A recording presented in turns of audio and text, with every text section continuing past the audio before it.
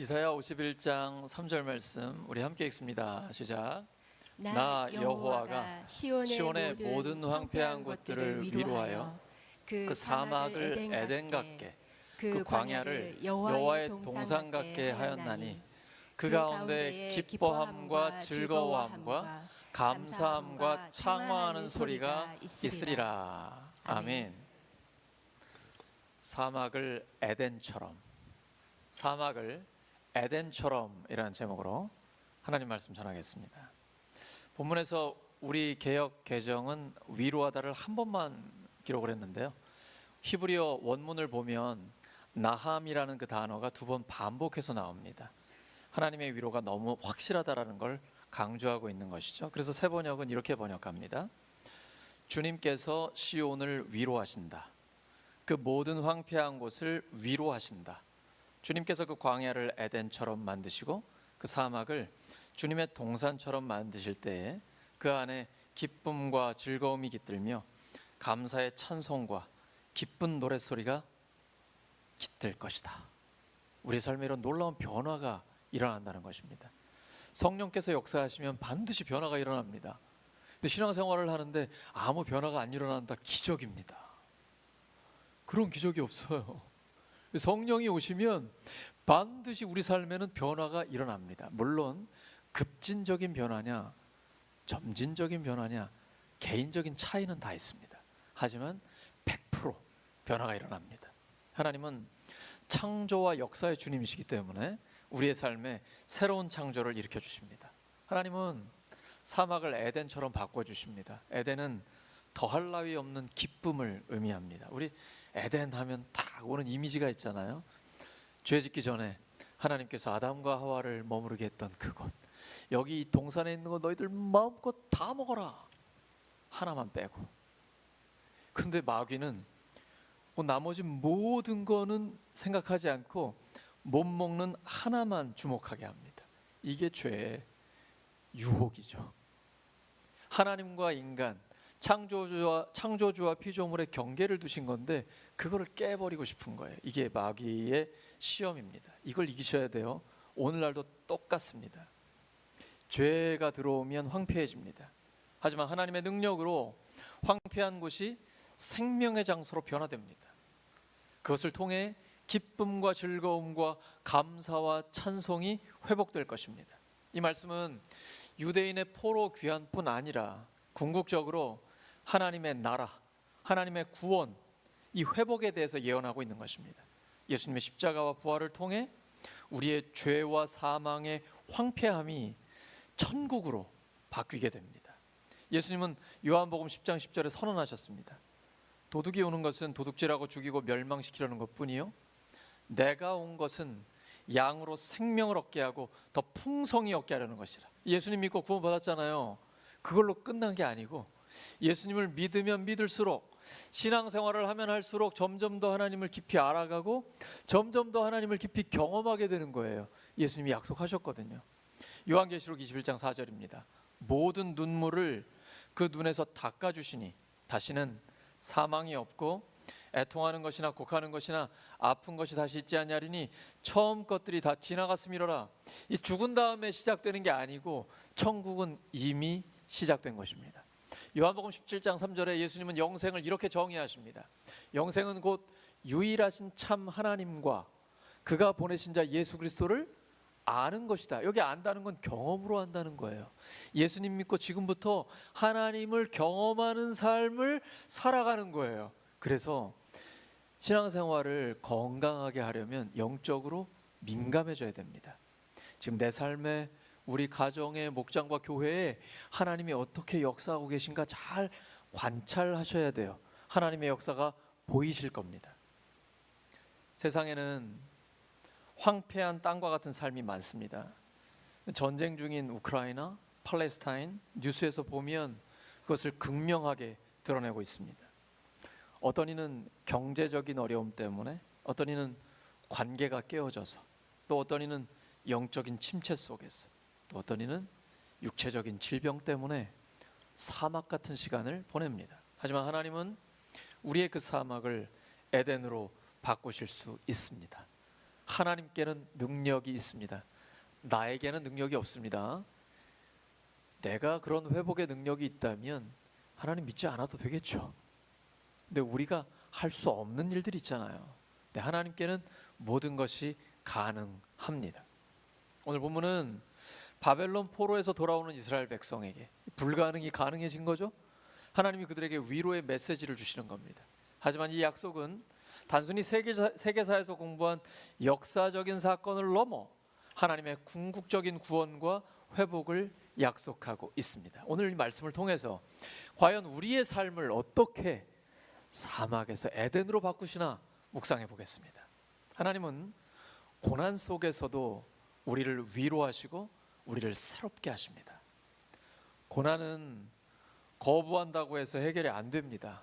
우리가 피하고 싶다고 피할 수 있는 것도 아닙니다. 고난과 고통은 아무도 피해갈 수 없습니다. 그러므로 어차피 피할 수 없다면 고난은 직면해야 합니다. 고통을 다루는 지혜를 터득해야 합니다. 고통과 친숙해지는 법을 배워야 합니다. 왜냐하면 고통은 우리의 일상의 일부이기 때문입니다. 아이들도 고통이 있습니다. 어른들 눈에는 아주 작아 보이지만 아이들 입장에서는 그 고통이 태산처럼 무거운 것입니다. 의미 없는 고통 없습니다. 우리는 고난을 통해 더 강해지고 아름다워집니다. 그래서 시편 기자는 고난 당한 것이 우리에게 유익이다라고 고백합니다. 우리 성도님들 중에도 심각한 고난, 죽음의 고통을 극복하고 하나님의 생명을 경험한 사람은요 달라요. 늘 천국을 바라봅니다. 하나님과 동행해요. 그냥 항상 기도고 찬양이고 주님 이야기만 해요. 시간만 나면 틈만 나면 복음을 전하려고 애를 써요. 왜냐하면 그 복음이 나를 살렸거든요. 하나님의 능력이 내 삶을 바꿔주셨거든요. 이 확신이 있기 때문에 하나님만 바라보는 것이죠. 그리스도인은 환난 중에도 즐거워합니다.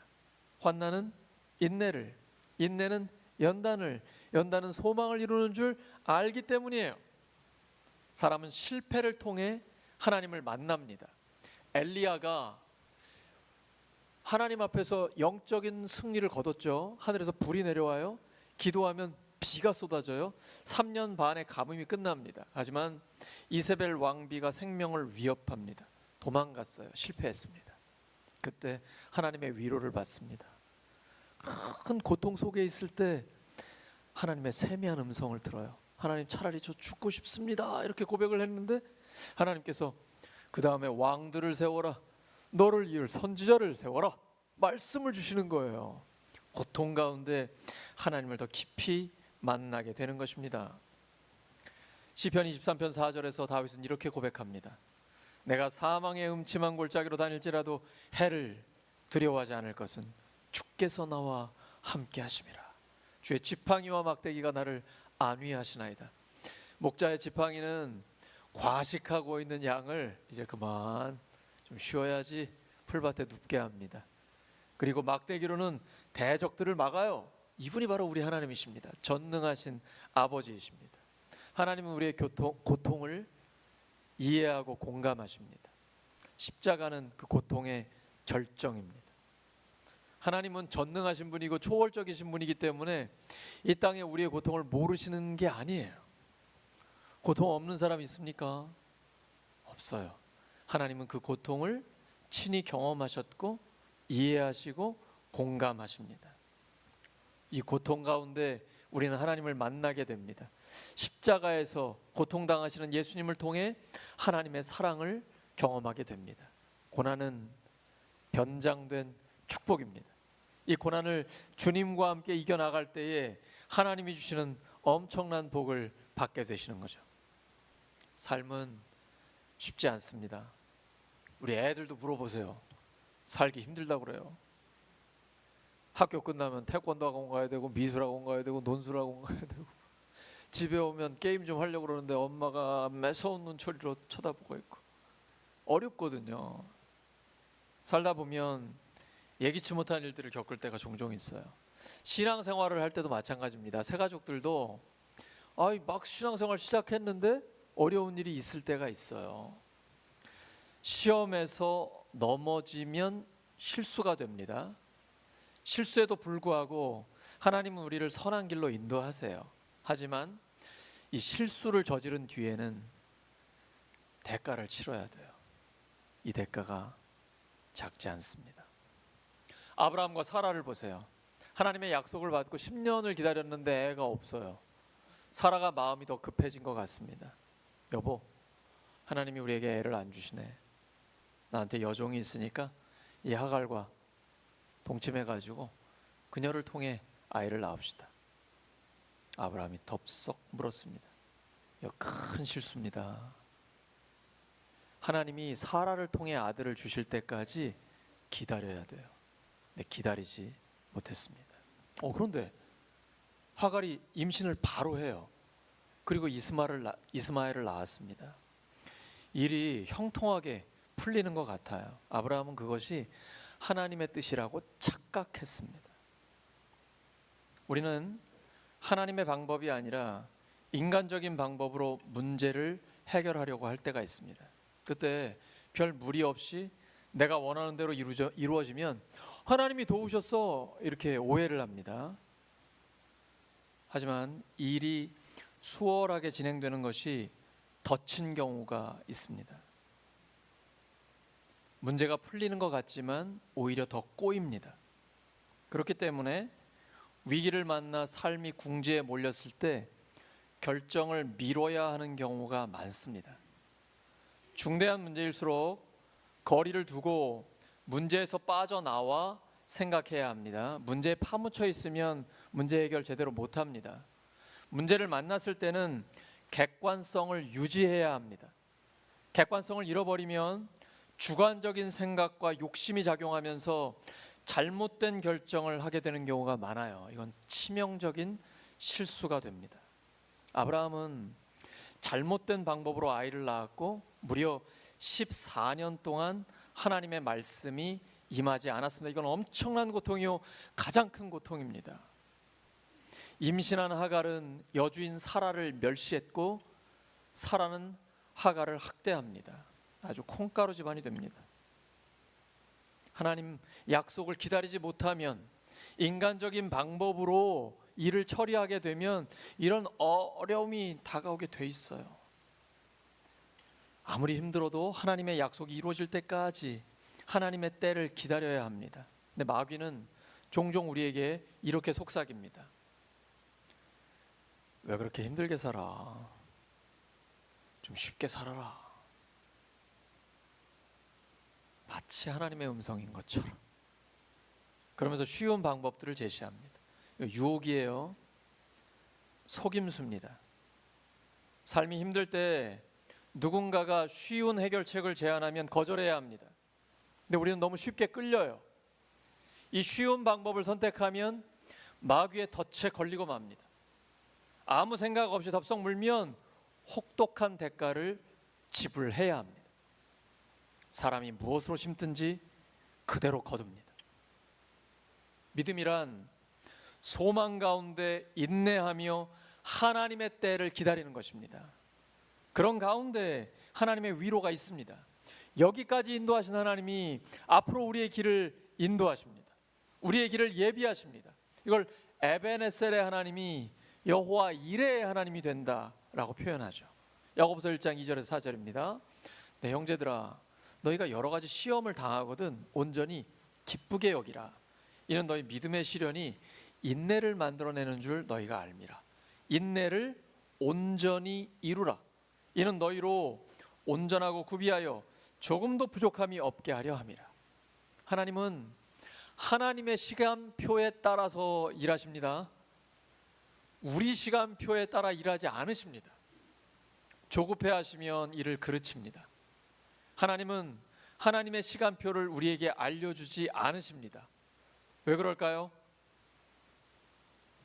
그때를 몰라야 항상 깨어있기 때문입니다. 그리고 인내력을 키울 수 있기 때문이에요. 그러니까 하나님이 안 가르쳐 주시는데 너무 조르지 마시기 바랍니다. 평생 하나님의 뜻에 순종하고 하나님의 때를 기다리는 훈련을 해야 합니다. 이게 신앙이에요. 하나님이 하나님의 약속을 이루실 것을 믿는 것입니다. 사울 왕은 하나님의 때를 기다리지 못했고 자기 마음대로 했습니다. 하나님이 말씀하셨는데 안 지켰어요. 사무엘은 그에게 하나님은 뜻을 바꾸지 않으신다고 알려주셨어요. 사무엘상 15장 29절 세 번역입니다. 여러분이 읽습니다. 시작. 이스라엘의 영광이신 하나님은 거짓말도 안 하시거니와 뜻을 바꾸지도 않으십니다. 하나님은 사람이 아니십니다. 그러므로 하나님은 뜻을 바꾸지 않으십니다. 이 하나님의 약속을 믿으면 어떤 일이 일어나도 걱정하지 않습니다. 세상이 뒤집혀도 흔들리지 않습니다. 서울 광장에서는 지금 찬반 집회가 아주 난리가 났습니다. 이럴 때일수록 교회는 하나님의 말씀으로 중심을 잡아야 합니다. 좌도 우도 아니고 오직 하나님 나라의 복음, 이것만이 나라를 살리고 민족을 살리며 교회를 든든하게 세우는 것입니다. 정치에 휩쓸리면 안 됩니다. 정치 위의 정치가 하나님 나라입니다. 그것이 하나님의 통치입니다. 마음이 조급한 것은 하나님의 약속을 믿지 못하기 때문입니다. 상황에 휩쓸려서 반응해서는 안 됩니다. 아브라함은 사라의 조언을 듣고 하갈을 첩으로 맞아들인 것이 큰 실수였습니다. 우리는 주변 사람들의 조언보다 하나님의 말씀에 더 귀를 기울여야 합니다. 이 우선순위가 바뀌면 일이 다 꼬여버립니다. 하나님께는 모든 것이 가능합니다. 하나님은 100세 된 아브라함과 90세 된 사라에게 아들을 주셨습니다. 기다리면 되는 거거든요. 하나님의 약속은 반드시 이루어집니다. 하나님은 창조와 역사의 주님이시고 결코 변하지 않으십니다. 우리는 가까이에 있는 사람들의 말을 들을 때 주의해야 합니다. 그것이 하나님의 뜻인지 인간적인 생각인지 분별해야 합니다. 예수님이 십자가에 죽으시고 부활하신다라는 말씀을 제자들에게 들려주셨어요. 근데 수제자인 베드로가 예수님을 강력하게 뜯어 말립니다. 속으로는 이렇게 생각하는 것 같아요. 선생님, 정권을 잡으시고 저도 한 자리 차지해야 되는데 죽는다니 웬 말입니까? 예수님은 간파하셨죠. 그리고 엄하게 말씀하십니다. 마태복음 16장 23절입니다. 예수께서 돌이키시며 베드로에게 이르시되 사탄아 내 뒤로 물러가라. 너는 나를 넘어지게 하는 자로다. 내가 하나님의 일을 생각하지 아니하고 도리어 사람의 일을 생각하는도다. 하나님의 일은 십자가를 지는 것입니다. 십자가 없이는 부활도 없습니다. 반면에 사람의 일은 십자가 없이 쉽고 편안하게 살아가는 것입니다. 그래서 우리에게는 영적인 분별력이 절실하게 필요합니다. 사람의 일이 아니라 하나님의 일을 생각해야 합니다. 특별히 문제를 만났을 때는 영적으로 더 민감해져야 합니다. 가까이 있는 사람의 말은 경계심이 허물어져서 그냥 무비판적으로 받아들이는 경향이 많아요. 그 말이 도움이 될 때도 있지만 해가 될 때도 있습니다. 그러므로 주변 사람들을 항상 조심하고 분별력을 향상시켜야 합니다. 하나님과 1대1의 관계 속에서 하나님이 나에게 주시는 확신을 가져야 합니다. 이거는 내 아내도 모르고 내 남편에게도 설명할 수 없는 거예요. 왜냐하면 하나님이 나에게 개인적으로 말씀하셨기 때문입니다. 이 말씀과 확신이 있어야 흔들리지 않습니다. 세계 선교, 나라와 민족, 교회, 목장, 가정, 개인에게 주시는 하나님의 음성이 있습니다. 우리가 들으려고 하면 하나님은 반드시 들려주십니다. 말씀을 묵상하고 기도하면 선명하게 하나님의 뜻이 깨달아집니다. 하지만 아브라함은 무려 14년 동안이나 하나님의 말씀을 듣지 못했습니다. 말씀에 기갈입니다. 아브라함이 인간적인 방법으로 하갈과 동침했던 85세부터 99세까지 하나님은 침묵하셨습니다. 하나님의 말씀이 끊어지는 것은 가장 큰 벌입니다. 아브라함과 사라에게는 엄청난 고통의 시간이었을 것입니다. 불순종한 아브라함과 사라에게 주시는 하나님의 징계예요. 우리는 삶이 아무리 힘들어도 하나님의 말씀이 끊임없이 들리면 반드시 승리합니다. 지금 하나님의 말씀이 잘 들리십니까? 하나님의 말씀이 지금 내 영혼을 움직이고 있습니까? 내 삶을 인도하고 있나요? 그러면 이미 하나님이 우리를 회복시키신 것이고 회복의 과정 중에 있으며 하나님은 회복을 완성시켜 주십니다. 하나님은 이 약속을 성취하시는 하나님의 말씀에 근거해서 우리를 위로하세요. 그렇기 때문에 큰 힘이 됩니다. 고린도후서 1장 3절과 4절입니다. 찬송하리로다. 그는 우리 주 예수 그리스도의 하나님이시요 자비의 아버지시요 모든 위로의 하나님이시며 우리의 모든 환난 중에서 우리를 위로하사 우리로 하여금 하나님께 받는 위로로서 모든 환난 중에 있는 자들을 능히 위로하게 하시는 이시로다. 우리가 위로받은 위로자가 되는 것입니다. 이렇게 우리를 위로하시는 하나님은 우리의 삶을 회복시키시되 그 회복을 완성시켜 주십니다. 회복의 출발은 역시 하나님의 말씀에 귀를 기울이는 데 있습니다. 사도 바울이 유라굴로라는 광풍 속에서 지금 배가 무너지게 생겼습니다. 침몰하게 생겼어요. 그때 하나님의 음성을 들었습니다. 그러자 한 배 탄 모든 사람들이 다 살아났습니다. 한 명도 빠짐없이요. 이게 하나님의 말씀의 능력이에요. 그래서 회복을 원하시면 말씀에 집중하셔야 됩니다. 회복 운동은 묵상 운동입니다. 말씀을 묵상하고 주의 깊게 들으시면 반드시 새로운 길이 열립니다. 시편 119편 105절입니다. 주의 말씀은 내 발의 등이요 내 길의 빛이니이다. 이런 LED 같은 밝은 빛이 아니고 호롱불처럼 바로 앞을 비춰줍니다. 그 말씀이 10년 20년 뒤까지 다 말씀을 해주지 않으세요. 하나님은 우리에게 영원한 생명을 약속하셨기 때문에 이제 이 땅을 살아가는 동안 바로 앞에 어떻게 살아야 될지 매일 우리에게 말씀을 주십니다. 그 말씀을 따라가기만 하면 반드시 승리해요. 근데 하나님이 이사야 51장 2절에 우리에게 생각해보라고 말씀하십니다. 너의 조상 아브라함과 너희를 낳은 사라를 생각하여 보라. 아브라함이 혼자 있을 때 75세에 하나님 부르시죠. 내가 그를 부르고 그에게 복을 주어 창성하게 하였느니라. 사라를 통해 이삭을 주시고 그 이후에 엄청난 자손들을 아브라함에게 주셨습니다. 믿음의 조상이 되게 하셨어요. 이걸 생각해 보라는 것입니다. 우리에게도 마찬가지입니다. 한번 뒤를 돌아보세요. 우리 교회를 보세요. 지난 50년 이상 하나님께서 우리 교회에 복을 주셨고 은혜를 주셨습니다. 여기까지 인도하신 하나님이 앞으로도 놀랍게 인도하여 주실 것입니다. 그래서 과거에 은혜를 주신 하나님을 기억하면 너무 기쁩니다. 마치 사라가 불임 여성인데 90세 아이를 낳은 것처럼 이스라엘이 나라가 망해서 지금 우크라이나를 보세요. 팔레스타인을 보세요. 여러분 회복된다는 거 기대하기 쉽지 않죠. 근데 이스라엘은 역사 속에서 완전히 망했어요. 네, 하나님이 약속하셨거든요. 회복됐습니다. 우리의 삶에도 하나님은 동일하게 역사해 주십니다. 과거를 돌아보며 하나님의 은혜를 생각하면 감사가 넘칩니다. 반면에 과거의 아픈 일들만 생각하면 상처 속에서 살아가게 됩니다. 아픈 과거와 상처는 우리의 발목을 잡습니다. 더 이상 미래로 나아가지 못하게 해요. 과거에 묶여서 현재도 미래도 다 잃어버리게 됩니다. 과거를 극복해야 현재가 있고 과거를 극복한 현재가 미래를 활짝 열어줍니다. 지난날 하나님이 역사하시는 놀라운 일들을 기억하는 사람은 현재의 삶에 힘이 생깁니다. 그래서 미래로 달려갈 수가 있어요.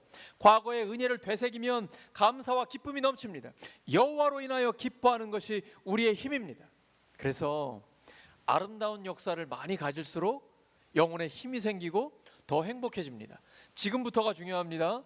지금부터 아름다운 역사를 만들어가면 됩니다. 성경의 인물들이 누렸던 놀라운 역사가 나의 삶에 그리고 우리의 삶에 실제로 이루어집니다. 하나님의 약속은 반드시 성취됩니다. 어제나 오늘이나 영원토록 동일하신 하나님께서 우리와 함께 하시기 때문입니다. 근데 하나님의 역사는 작고 미미한 데서 시작돼요. 막 거창하게 시작하는 게 아니에요. 그래서 한 사람 두 사람이 하나님의 뜻을 품고 시작하면 그 뜻을 통해서 하나님이 큰 뜻을 이룹니다. 마태복음 13장에 예수님이 천국을 겨자씨와 같다라고 비유하세요. 여자가 가루 서말 속에 겨자씨를 그 겨자를 조금을 집어넣잖아요. 그러면 그 겨자가 가루 서말을 다 부풀게 합니다. 이처럼 예수님의 죽으심과 부활의 복음이라는 그 겨자가 우리 교회에 심어졌어요. 그러면 교회 전체가 하나님 나라의 꿈으로 부풀게 되는 것입니다. 그럼 우리 가정, 목장, 교회가 삶의 자리가 다 살아나게 되는 것이죠. 창세기 13장 14절과 15절입니다. 롯이 아브라함을 떠난 후에 아브라함이 양보했잖아요. 롯이 먼저 결정하고 딱 눈에 보기에 좋은 땅으로 갔어요. 이때가 하나님이 복 주시는 때입니다. 여호와께서 아브라함에게 이르시되 너는 눈을 들어 너 있는 곳에서 북쪽과 남쪽 그리고 동쪽과 서쪽을 바라보라. 롯과는 차원이 다른 복을 주세요. 양보한 사람에게 보이는 땅을 내가 너와 내 자손에게 주리니 영원히 이루리라. 하나님 약속대로 이루어 주셨잖아요. 출애굽한 이후에 광야에서 방황하던 백성들에게 하나님은 만나와 메추라기를 주십니다. 가나안에 들어갈 때까지 40년 동안 주세요. 반석에서는 물을 나게 하십니다. 에스겔 37장에 마른 뼈가 살아납니다. 하나님께서 생기를 불어넣으시니까 성령의 역사가 나타나니까 황폐한 절망의 땅이 소생케 되는 것입니다. 이사야 40장 19절입니다. 보라 내가 새 일을 행하리니 이제 나타낼 것이라. 너희가 그것을 알지 못하겠느냐? 반드시 내가 광야의 길을 사막의 강을 내리니. 고린도후서 5장 17절입니다. 그런즉 누구든지 그리스도 안에 있으면 새로운 피조물이라. 이전 것은 지나갔으니 보라 새 것이 되었도다. 그러므로 현재 사막 같은 상황을 보지 마시고 하나님이 약속하신 에덴을 바라보시기 바랍니다. 하나님은 일시적인 변화가 아니라 완전한 회복을 이루어 주십니다. 예수 그리스도의 십자가와 부활을 통해 이미 구원을 이루셨고 주님 다시 오실 때 그 구원을 완성해 주실 것입니다. 성경에는 이 회복의 역사를 경험한 사람이 너무나 많아요. 요셉 노예 죄수였지만 하나님의 은혜 가운데 총리가 됩니다. 모압 출신 이방 여인 룻 남편 잃어버리고 시어머니랑 베들레헴에 돌아와요. 그녀의 삶은 황폐해 보였지만 그녀에게 하나님께서 보아스와 결혼케 하시고 다윗을 낳는 조상이 되게 하시고 나중에는 예수 그리스도의 족보에 들어가는 놀라운 복을 받게 하십니다. 룻은 사막 같은 인생이었지만 하나님이 에덴처럼 변화시켜 주십니다. 또한 바벨론 포로에서 돌아온 이스라엘 백성 성전 재건합니다. 하나님의 은혜를 경험해요. 느헤미야 2장 17절과 18절입니다. 여러분 읽습니다. 시작. 그들에게 이르기를 우리가 당한 공경은 너희도 보고 있는 바라. 예루살렘이 황폐하고 성문이 불탔으니 자 예루살렘 성을 건축하여 다시 수치를 당하지 말자 하고 또 그들에게 하나님의 선한 손이 나를 도우신 일과 왕이 내게 이른 말씀을 전하였더니 그들의 말이 일어나 건축하자 이 선한 일을 하려 함에 다시 수치를 당하지 말자. 느헤미야의 선포예요. 그리고 하나님의 선한 손이 도우니까 결국 성벽을 완성하게 됩니다.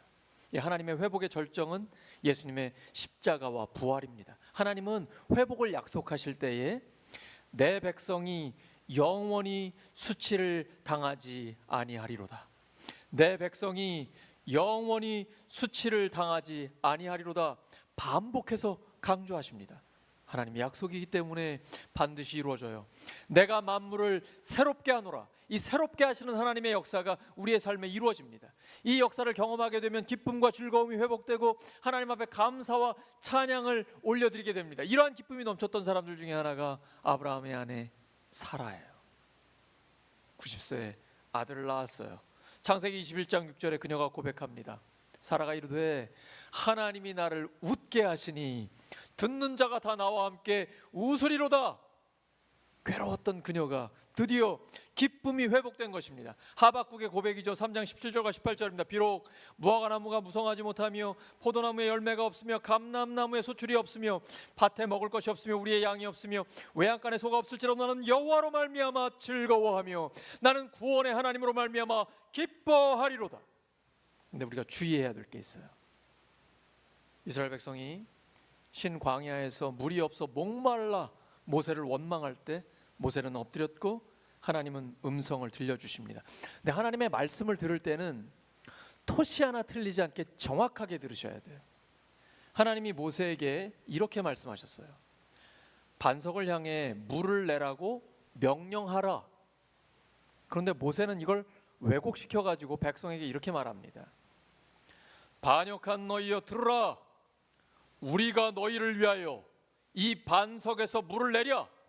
그리고 지팡이로 반석을 2번 내리칩니다. 마치 자기에게 능력이 있는 것처럼. 하나님은 그 반석에서 물은 나오게 하십니다. 하지만 모세는 약속의 땅에 들어가지 못하게 하십니다. 이렇게 말씀하세요. 민수기 20장 12절이에요. 여호와께서 모세와 아론에게 이르시되 너희가 나를 믿지 아니하고, 모세와 아론이 하나님을 신뢰하지 않고 마치 자기에게 능력이 있는 것처럼 착각한 거죠.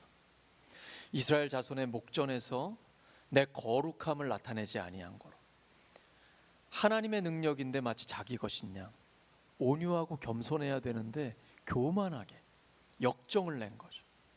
그랬기 때문에 너희는 이 회중을 내가 그들에게 준 땅으로 인도하여 드리지 못하리라 하시니라. 우리는 끝까지 온유함을 유지해야 합니다. 능력은 나에게 있지 않습니다. 오직 하나님께 있습니다. 온유와 겸손은 예수님의 성품이에요. 우리가 끝까지 온유할 때 하나님의 역사를 마지막까지 체험하게 됩니다. 이게 우리가 살 길입니다. 오직 하나님께 있는 능력을 신뢰하고 하나님의 거룩함을 드러내야 합니다. 우리는 오직 하나님께 감사와 찬양을 드릴 뿐입니다. 사랑하는 우리 울산교회 성도 여러분, 하나님은 사막을 에덴처럼 변화시키십니다. 하나님은 반드시 위로를 주십니다. 위로의 하나님을 신뢰하고 회복의 하나님을 기대하며 기쁨과 즐거움이 넘쳐 하나님께 감사와 찬양을 드리는 우리 모두가 되기를 예수 그리스도의 이름으로 축원합니다. 말씀을 기억하면서 또한 오늘 성찬 예식을 위해서 하나님 앞에 간절히 기도하겠습니다.